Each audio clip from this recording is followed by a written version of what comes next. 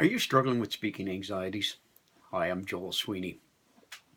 I've had a couple of posts over the last month or so around this particular topic, but it spawned a couple of questions that I felt I should respond to. One in particular, anyway. I'll do one on this particular blog and probably follow up with some others at a future date. But the question I got was an interesting one. I had never really thought about it this way.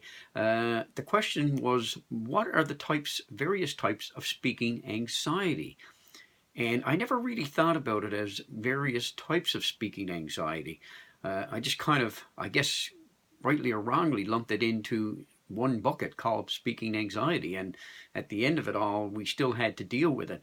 But it got me thinking about the actual categorization of it. And I think there is indeed some categories that come into play when we think about speaking anxiety, because I would suggest they're situational and specific to different types of groups and things of that nature.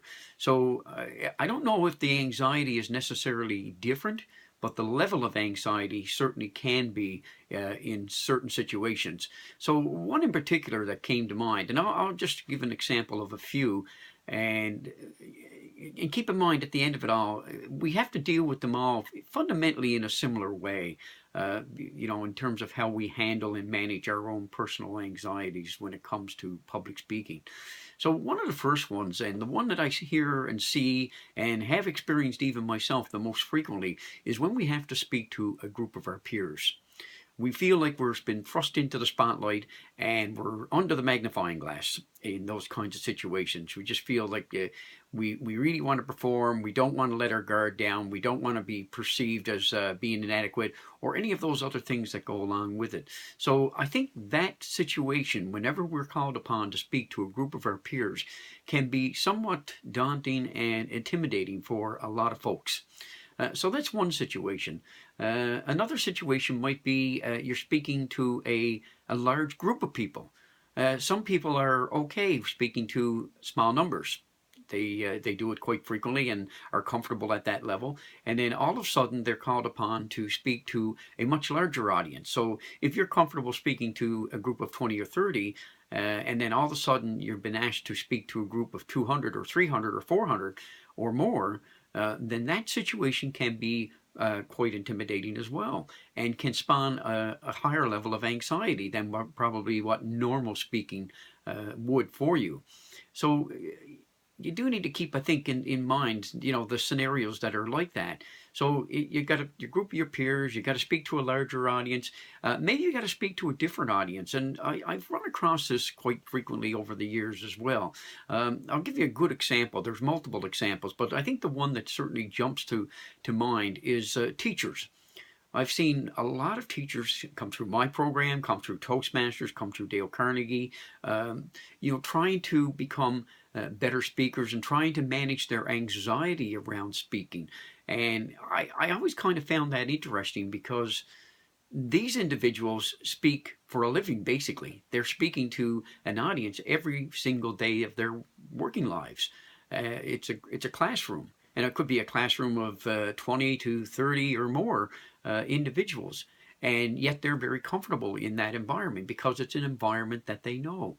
And so when they're thrust into an environment that they don't know, all of a sudden the anxiety surfaces. So that's another scenario that could come into play.